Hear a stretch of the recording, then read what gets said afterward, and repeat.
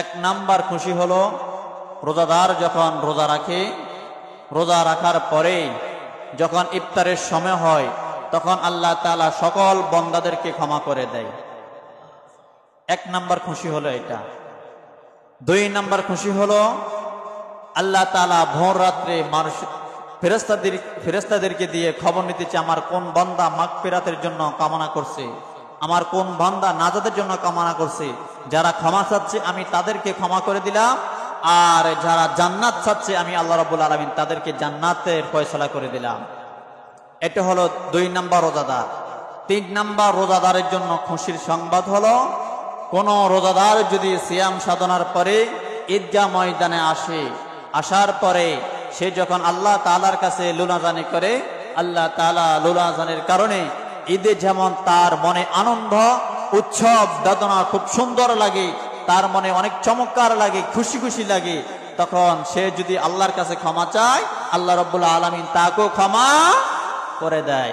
আর যারা বেরোজদারি, রোজাদারের কাছে যেরকম ইফতারের মজা যেমন আলাদা, রোজাদারের কাছে যেমন সেহরি খাওয়ার মজাটা আলাদা, কিন্তু বেরোজদারির কাছে সেহরি খাওয়া কি রোজা রাখাও তার কাছে সুর সুর ভাব হয়, ঠিক না এটা? আর যারাই রোজাদার তাদের কাছে ঈদটা যেন খুব আরো চমৎকার লাগে। হয়তোবা তার নতুন জামা নাই, হয়তোবা তার নাই নতুন কোনো কিছু নাই, কিন্তু সে যে রোজা পালন করতেছে, সে যে ঈদকে পালন করতেছে, তার কাছে বিশাল বড় একটা আনন্দ মনে হচ্ছে। আর ঈদটাই হলো কার জন্য? রোজাদারদের জন্য, যারা সিয়াম সাধনা করেছে তার জন্য হলো ঈদ। সম্মানিত হাজিরিন, তাহলে আমাদের এই স্বাস্থ্যতার নিয়ামত আল্লাহ রাব্বুল আলামিন আমাদেরকে দিয়েছেন।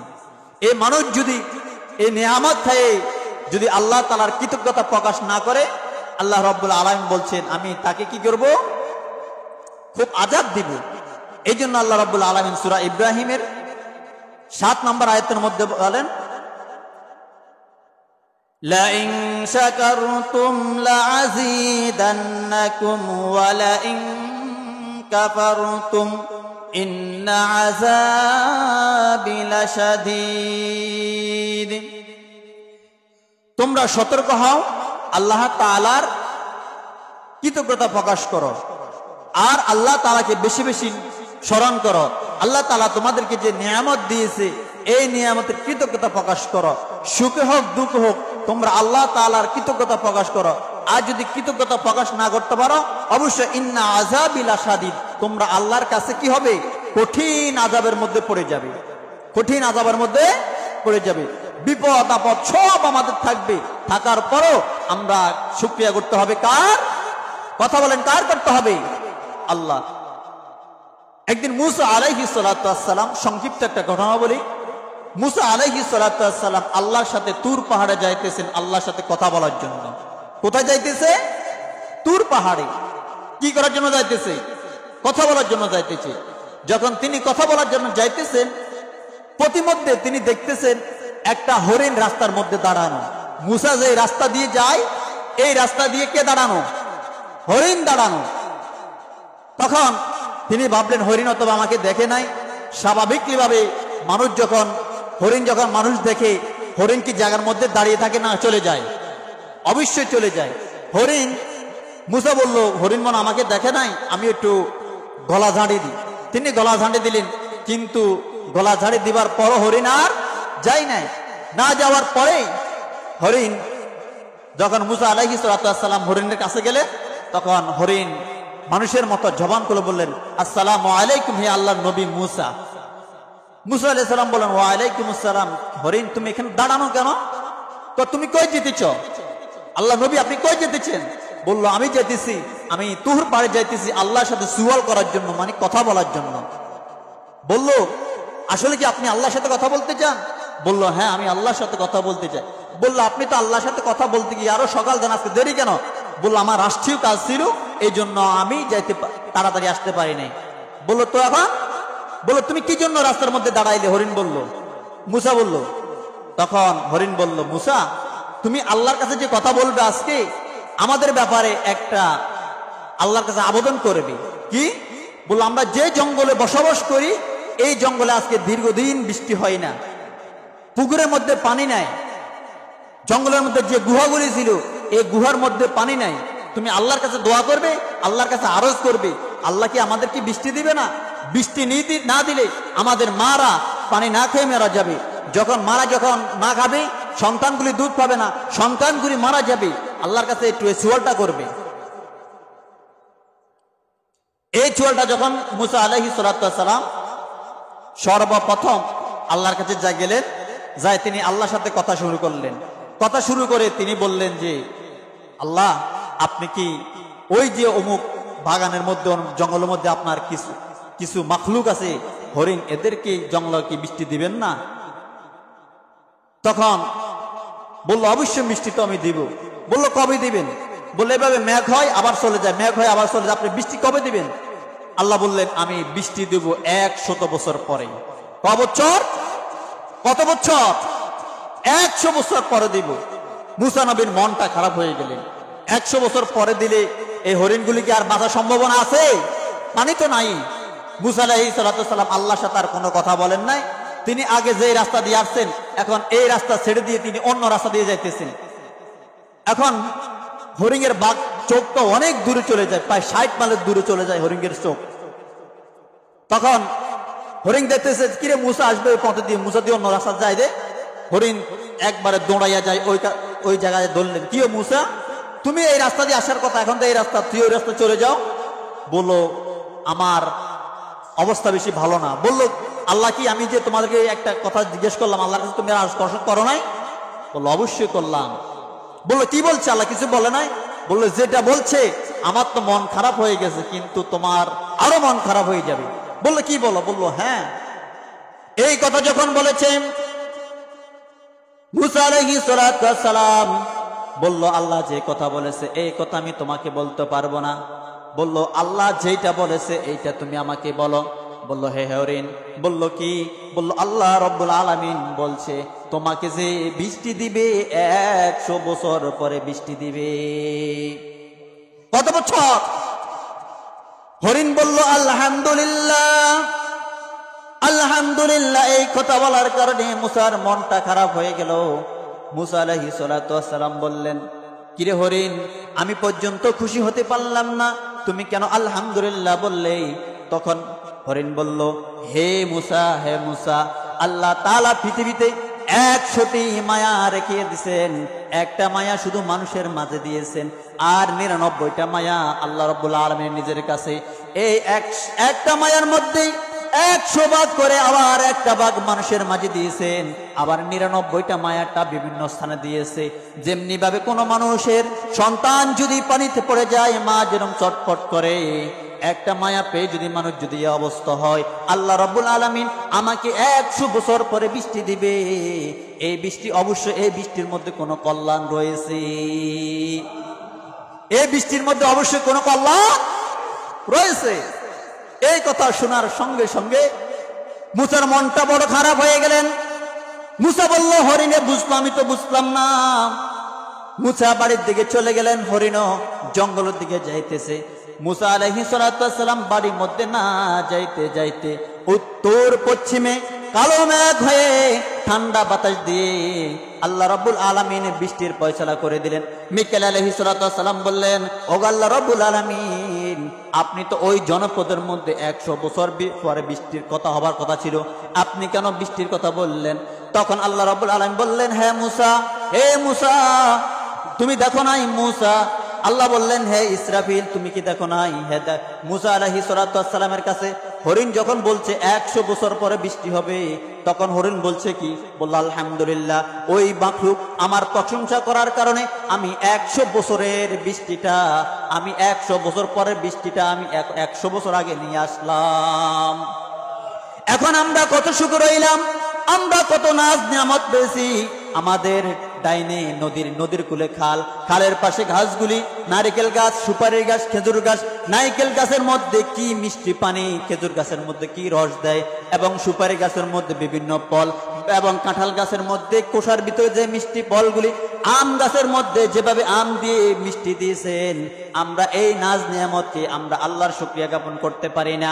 আল্লাহ তাআলা আমাদেরকে যে শরীরের স্ট্রাকচার দিয়েন, এই শরীরের স্ট্রাকচার আমরা আল্লাহ তাআলার নিয়ামতের শুকরিয়া আদায় করতে পারি না। এই জন্য আজকে আমরা জাতির অধঃপতন হয়ে গেলাম।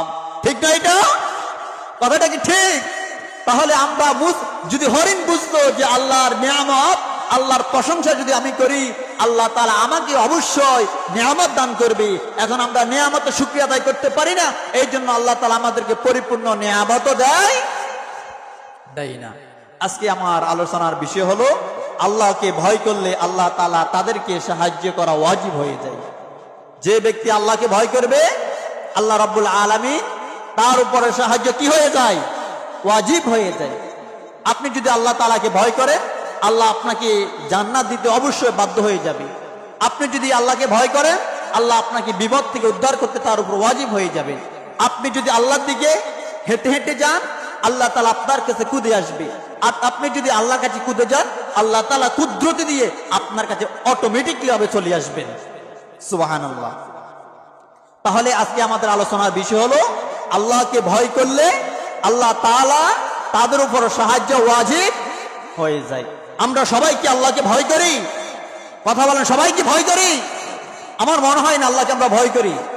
বিপদ আসলে আমরা তো আল্লাহকে আর ভয় করি না। বিপদ আসলে আমরা নেতার কাছে খুঁজি, বিপদ আসলে আমরা ফিরের কাছে চলে যাই।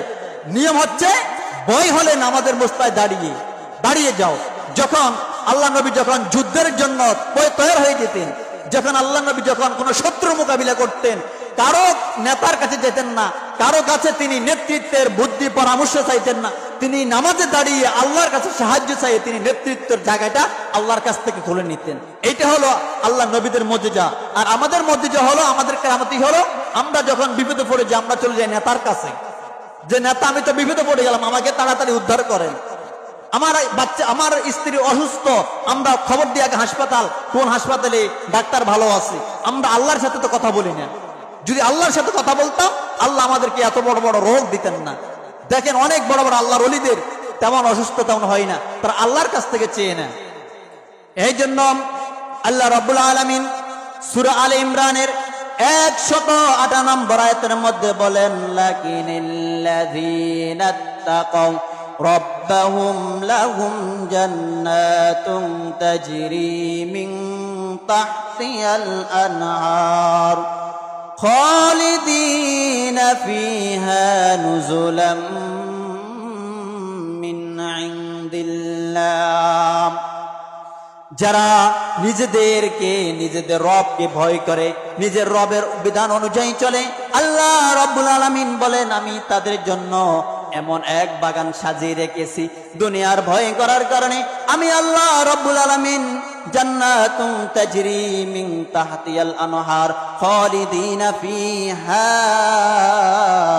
নুজুলাম মিন ইনদিল্লাহ। আমি আল্লাহ রাব্বুল আলামিন এমন এক বাগানের মধ্যে তাকে রেখে দিব, যেই বাগানের মধ্যে অশেষ নিয়ামত রয়েছে। এখন সে বলবে বাগানের মধ্যে থাকবে নুজুলাম মিন ইনদিল্লাহ। দুনিয়ার জমিনে তারা খুব গরিব ছিল, গরিব থাকার কারণে তারা মনে চাইছিল আঙ্কুল ফল খাওয়ার জন্য, খাইতে পারে নাই। তারা চাইছিল হরিণের গোশত খাওয়ার জন্য, কিন্তু পারে নাই, টাকার অভাবে পারে নাই। তারা দুনিয়ার জমিনে চাইছিল গরুর কলজা খাওয়ার জন্য, তারা চাইছিল একটু ঘোরার জন্য মক্কা মদিনা যাবে, তারা একটু চাইছিল ঘোরার জন্য কক্সবাজার যাবে, কিন্তু টাকার কারণে পারে নাই। আল্লাহ রাব্বুল আলামিন বলেন, নুজুলাম মিন ইনদিল্লাহ। আমি আল্লাহ রাব্বুল আলামিন এমন একজন রব, আমি এমন এক জান্নাতে রাখবো, এমন এক জান্নাতের মধ্যে তোমাকে খাওয়ার ব্যবস্থা করে দিব, যে জান্নাতের মধ্যে শুধু তুমি কল্পনা করবে, আল্লাহ রাব্বুল আলামিন তোমাকে অটোমেটিকলি ভাবে খাওয়াইয়া দিবে। আরেকজন বলেন না সুবহানাল্লাহ। দুনিয়ার জীবনে টাকা না থাকার কারণে মনে অনেক কিছু চায়, কিন্তু পারেন না। জান্নাতে শুধু কল্পনা করবে, কল্পনা করার কারণে আল্লাহ রাব্বুল আলামিন অটোমেটিকলি ভাবে আপনার জিহ্বার মধ্যে স্বাদটা দিয়ে দিবে। এটা সে বড় কিছু আমাদের পাওয়ার আছে? আর কোনো কিছু পাওয়ার নাই। এটা কাদের জন্য? ওয়ামা ইনদিল্লাহি খায়রুল লিল আবরার, যারা দুনিয়ার জমিনে বলে আমার রব আল্লাহ। আমাদের রব কে? কথা বলেন, রব কে? রব আল্লাহ। রব যারা স্বীকার করবে আল্লাহ রাব্বুল আলামিন তাদের জন্য খাবার ব্যবস্থা করেছেন। আল্লাহ রাব্বুল আলামিন সূরা মাইদার মধ্যে বলেন, ইয়া আইয়ুহাল্লাযীনা আমানুত্তাকুল্লাহ ওয়াবতাগু ইলাইহিল ওয়াসিলাতা ওয়াজাহিদু ফি সাবিলিহি লাআল্লাকুম তুফলিহুন। হে ঈমানদারগণ, যারা আল্লাহকে ভয় করে, আল্লাহ রাষ্ট্রকে কায়েম করার জন্য চিন্তা করে, তারা আল্লাহর দরবারে নৈকট্য লাভের জন্য রাতের অন্ধকারের মধ্যে আল্লাহর কাছে হাজির হয়ে যায়। আল্লাহর কাছে তারা পরস্পর সাহায্যের জন্য কামনা করে এবং অনুসন্ধান করে। আল্লাহর পথে আল্লাহর দ্বীনকে বাস্তবায়ন করার জন্য দাঁড়িয়ে থাকে এবং সাধনা করে। আল্লাহ রাব্বুল আলামিন বলছেন, তোমাদের জন্য তোমাদের জীবনটা সফল, তোমাদের জীবনটা সফল।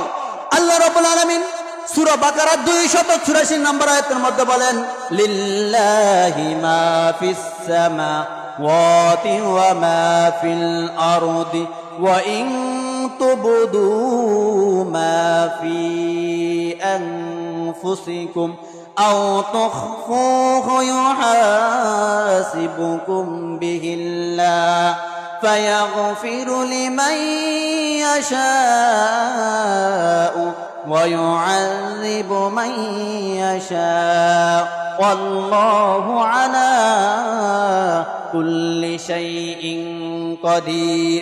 আকাশ সমূহে ও পৃথিবীর মধ্যে যা আছে একমাত্র এগুলো হলো একমাত্র আল্লাহর সৃষ্টি। কার সৃষ্টি? এই যে গাছপালা কার সৃষ্টি? আসমানের মধ্যে যে আমরা গ্রহ নক্ষত্র তারা রাজি দেখতেছি, এগুলা কার সৃষ্টি? এই যে আমুসব, যখন রাতের মধ্যে আমুসব পড়ে যায়, অনেক অন্ধকার হয়ে যায়, আল্লাহ রাব্বুল আলামিন আবার পূর্ণিমার চাঁদ দিয়ে গোটা পৃথিবীকে আলোকিত করে দেয়। এগুলা কার? কোন মানুষের নয়। এই জন্য আল্লাহ রাব্বুল আলামিন বলেন, এই সব কিছু আমার হওয়ার পরও মানুষ যদি ইচ্ছা করে যে এগুলো সব আমার এবং আমাকে সিজদা করে, ফায়াগফিরু লিমান ইয়াশা ওয়া ইউআযিবু মান ইয়াশা ওয়াল্লাহু আলা কুল্লি শাইইন কদির, আমাকে ক্ষমতাবান মনে করে, আমাকে তারা যদি রব বলে স্বীকার করে, আমি আল্লাহ রাব্বুল আলামিন তাদেরকে ক্ষমার ঘোষণা করে দিলাম, ক্ষমার ঘোষণা করে দিলাম। তারপরে বলেন সূরা বাকারার 285 নম্বর আয়াতের মধ্যে বলেন যে রাসূল সাল্লাল্লাহু আলাইহি সাল্লাম এবং তার রবের পক্ষ থেকে যারা ঈমান এনেছে, কিতাবের উপর ঈমান এনেছে, এই বিশ্বাস অবিচল চলে যদি আল্লাহ রাসূলের আনুগত্য করে, আল্লাহর জীবন বিধানকে মেনে চলে, আল্লাহ রাব্বুল আলামিন তাদের সকল গুনাহ ক্ষমা করে দিয়ে, তাদের প্রার্থনা কামনা করে দিয়ে তাদের জন্য সাহায্যের ফয়সালা করে দেয়, তাদেরকে সাহায্যের ফয়সালা করে দেয়। এখন সাহায্যের কথা তো বললাম, আল্লাহ তাআলা পৃথিবীতে কোন মানুষকে সাহায্য করলেন এমন নজির আসেনি? আছে না অনেক? কি নজির আছে? ঈসা আলাইহিস সালাতু ওয়াস সালামের তিনি চলে যাওয়ার পরে দাকিয়ানুসের বাদশার আমলে যে বাদশা ইউসুফ বিন নওয়াজের একটি ঘটনা, আমরা যারা কথা বলি যদি কোনো গুরুত্বপূর্ণ কথা থেকে বাইরে থেকে কথা বলি, আপনারা কথা বললে সমস্যা হয়, আমার আরো পাশে 10 জনের সমস্যা হয়, যদি কোনো গুরুত্বপূর্ণ কথা থেকে বাইরে থেকে সারিয়ে আসেন। ঈসা আলাইহিস সালাতু ওয়াস সালাম জাবানের পর জবানায় বাদশা দাকিয়ানুসের আমলে একটা প্রাসাদের কাছে একটা এলাকায় একজন বাদশা ছিলেন ইউসুফ বিন নওয়াজ। এই ইউসুফ বিন নওয়াজ তিনি খ্রিস্ট ধর্ম পালন করতেন। খ্রিস্ট ধর্ম যখন রোম সাম্রাজ্য শাসন ব্যবস্থা ছিল খুবই অত্যাচারিত, এই দাকিয়ানুস সারা বাংলাদেশের সারা পৃথিবীর মধ্যে যত মানুষ ছিল যারা ঈমান গ্রহণ করছে তাদেরকে হত্যা করা শুরু করলো, তাদেরকে শুলিতে জড়ালো, তারা ঈসা আলাইহিস সালামকে ও ফাঁসি দেওয়ার খুব ব্যবস্থা করলো। দাকিয়ানুস চলে গেছে, আসছে ইউসুফ বিন নওয়াজ। ইউসুফ বিন নওয়াজও দাকিয়ানুসের মতো খুব অত্যাচার নির্যাতন। এখন তিনি প্রতি বছরই যে তার মন্ত্রী পরিষদের মধ্যে পাশে মেলার আয়োজন করতেন। মেলার আয়োজন করতেন ওখানে। ওই মেলার মধ্যে তিনি যে গাছ পূজা, মাছ পূজা সব করতেন। তখন ওখানে অল পৃথিবীর যারা সারা দেশের মধ্যে, ওই দেশের মধ্যে যারা বড় বড় নেতৃত্ব স্থানীয় লোক ছিল তারা ওখানে আসতেন। ওখানে আসি পূজা উপস্থিত হতেন। এখন ওখানে 7টা যুবক আসছিলেন। 7টা যুবক যারা এসেছিলেন তারা ছিলেন ওই পরিষদের, ওই শাসন ব্যবস্থার এমপি মন্ত্রীর ছেলে। তারা কিন্তু পূজা করতেন না, তারা একবার চলে গেলেন। তারা যখন পূজা শুরু হলো, গাছকে যখন তারা দেখতে মানুষ সেজদা করে, তিনি কিন্তু সেজদা করেন নাই। তারা চলে যেতেন। এভাবেই চলে যাওয়ার পরে মানুষের চোখে পড়ল, অমুক এমপির ছেলে আমাদের পূজায় উপস্থিত হয় না, অমুক মন্ত্রীর ছেলে উপস্থিত হয় না।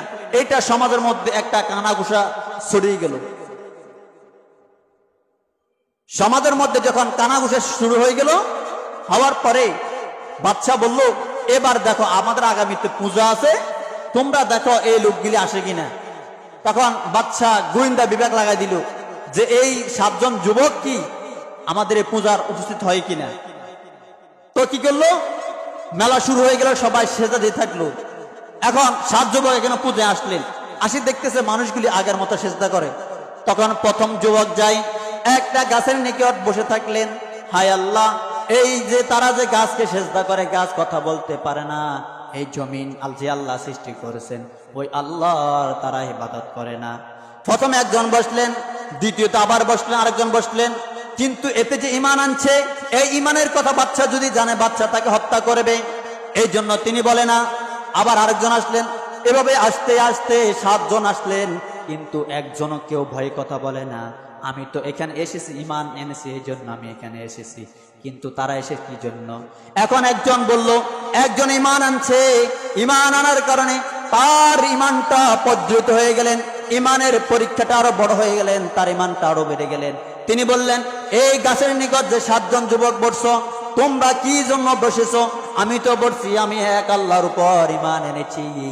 বাচ্চা যে কাজ করতেছে এই কাজ আমার কাছে পছন্দ না।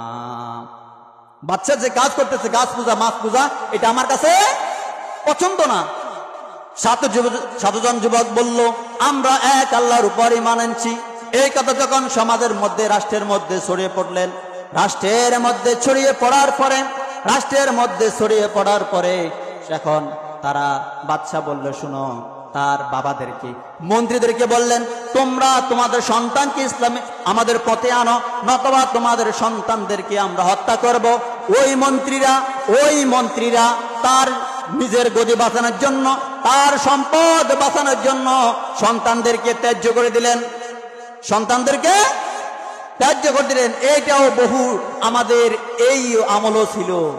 যারা ইসলামী আন্দোলন করেছিল তাদেরকে বাবারা অনেক সময় নিজের বাবা সন্তানকে ধরাই দিছে, এমন বহু ঘটনা আছে।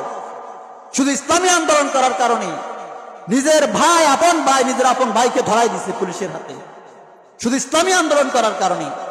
তাহলে বোঝা গেল, ইসলামী আন্দোলন করতে গেলে আপনার বাবা আপনাকে অত্যাচারিত করবে, ঘর থেকে বাইর করে দিবে। নিজের বাবারা কি করে দিল? ত্যায্য করে দিল। ত্যায্য করে দেওয়ার পরে বাদশা বললেন, এরা তো আগামী দিনের প্রজন্মের নেতৃত্ব দিবে, আমি তাদেরকে একটু ডাকি। আবার ডাকলেন।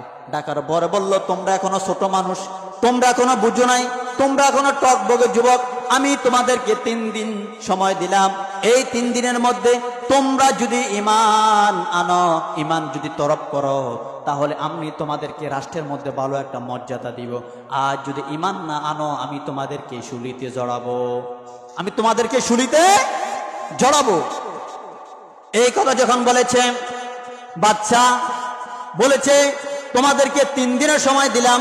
3 দিনে তোমরা যদি আমার উপর ঈমান না আনো, আমার মুক্তি পূজা না করো, তোমাদেরকে শুলিতে জড়াবো। এই 7 জন যুবক চিন্তা করলো, বাদশা তো আমাদেরকে অত্যাচার নির্যাতন করবে, এখন আমাদের দরকার আমরা তাড়াতাড়ি, আমরা একটু সামনের দিকে আসি, একটু জিকির করি, লা ইলাহা ইল্লাল্লাহ, লা ইলাহা।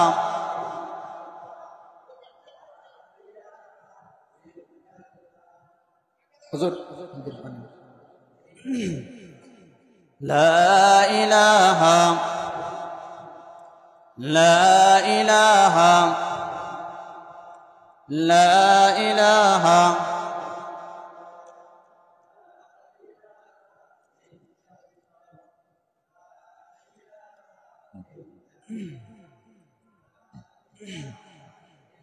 লা ইলাহা ইল্লাল্লাহু মুহাম্মাদুর রাসূলুল্লাহ। বাদশা বলে উঠল, তোমরা যদি 3 দিনের মধ্যে ঈমান না আনো আমি তোমাদেরকে শুলিতে জড়াবো। ওই 7 জন যুবক ওই রাতের মধ্যে এক জায়গায় গিয়ে শপথবদ্ধ করলো, আমরা আর আমাদের এই শহরে আর থাকবো না, আমরা অন্য দেশে চলে যাব। বলল তাহলে চলো। তারা রাতের বেলায় অন্য দেশের মধ্যে অন্য জেলার মধ্যে আগমন হলেন। আগমন হওয়ার পরে একটা কুকুর তাদের পিছনে পিছনে হাঁটা শুরু করলো। স্বাভাবিকভাবে কুকুর যখন কোনো মানুষ দেখে তাদেরকে অত্যাচার নির্যাতন করার জন্য যখন কোনো মানুষ রাত্রেবেলা দেখে তখন কুকুরে খেউয়ায়, কুকুরে তাদেরকে সাবধান করে দেয়। যুবকগুলি এভাবে হাঁটতে হাঁটতে 3 দিন হাঁটতেন। হাঁটার পরে যখন 4 দিন হয়ে যাবে, বাচ্চার তল্লাশি শুরু হয়ে গেল। এই যুবকগুলি তাদেরকে খোঁজ করো, তারা তো আমার কাছে মাথা নত করে নাই, তাদেরকে ফাঁসি দিতে হবে। এই যুবকগুলি রাতের আধারে আবার হাঁটা শুরু করলো। ও যখন কুকুর আবার হাঁটতেছিলেন, হাঁটার কারণে প্রথম যুবক কুকুরকে একটা পাথর মারলেন। পাথর মারার কারণে কুকুর আর কোনো কথা বলে না। আবার পাথর মারলেন। পাথর মারার কারণে কুকুর কোনো কথা বলে না, কুকুর আবার পিছে যায়। আরেকটা পাথর মারার কারণে কুকুরের পাটা ভেঙে গেল। পা ভেঙে যাওয়ার কারণে কুকুর বলল, হে যুবক, তুমি আমাদেরকে শত্রু ভাবতেছ, আসলে আমি তোমার কোনো শত্রু নয়, আমি তো হলাম তোমার আপন, আমি তোমার কাছে আপন। কারণ আমি কুকুর যেটা দেখি, কিন্তু তোমরা সেই যুবক সেটা দেখো না। তখন যুবকরা বলল, তুমি কি দেখো? বলল, আমার চোখে আল্লাহ রাব্বুল আলামিন এত পাওয়ার দিয়েছেন আমাকে 60 মাইল দূরত্ব দেখার জন্য। সেই আল্লাহ রাব্বুল আলামিন ক্ষমতা দিয়েছে।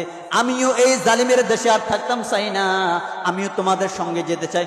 বলল, তাহলে কি করার? বলল, আমি 60 মাইল পর্যন্ত দেখি কোন দিক থেকে কে আসতেছে, জালিমেরা কোন দিক থেকে আসবে, কোন দিক থেকে আসবে না। তোমরা যদি আমাকে সঙ্গে নিয়ে চলো, তোমাদের কোনো ভয় হবে না। তখন ওই 7 যুবক কুকুরটাকে কাঁধে নিয়ে একটা দেশের মধ্যে চলে গেলেন। কুকুরে যেভাবে লোকেশন দেন, এই লোকেশন অনুযায়ী চলে গেলেন। যখন তারা যায় বললো যে, যখন উপতি মধ্যে একটা জায়গার মধ্যে চলে গেলেন, একটা পাহাড় দেখলেন। পাহাড় দেখার পরে কুকুর বলল, আপনারা এই পাহাড়ের মধ্যে থাকেন, এই পাহাড়ে উত্তর অঙ্গনে পূর্ব দিকে একটা গর্ত আছে, আপনারা এই গর্তের মধ্যে থেকে যান। তখন ওই কুকুরটা গুহার সামনের মধ্যে বসে রইলেন। ওই 7 জন যুবক গুহার মধ্যে বসে রইলেন। গুহার মধ্যে যখন বসে রওয়ার পরে আল্লাহ রাব্বুল আলামিন সূরা কাফের 10 নম্বর আয়াতের মধ্যে বলেন, ইয আওয়াল ফিতিয়াতু ইলাল কাফি ফাকালু রব্বানা আতিনা মিন লাদুনকা রাহমাতাও ওয়া হাইয়্যি লানা মিন আমরিনা রাশাদা। যখন যুবকগুলি গুহার মধ্যে আশ্রয় নিল, তারা দোয়া করলেন, قالوا ربنا آتنا من لدنك رحمة وهيئ لنا من أمرنا رشدا। হে আল্লাহ তাআলা, তুমি আমাদের রব, তোমার বিশেষ মদত চাই এবং তোমার রহমত চাই।